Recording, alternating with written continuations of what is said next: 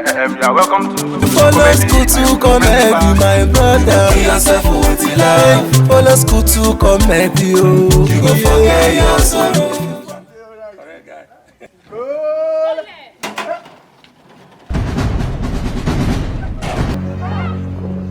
Madam, I want to throw this dustbin away. How much? Madam, 1,000. Madam, 500. 500 is too much. What did I worry you? Madam, come me first. Madam, come.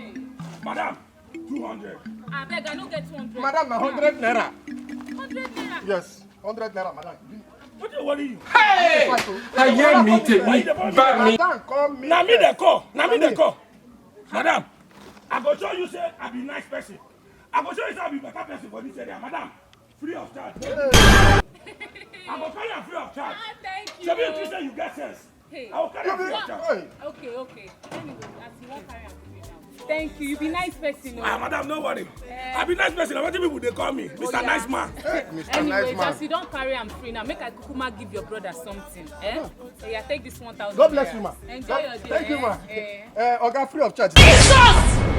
God bless you.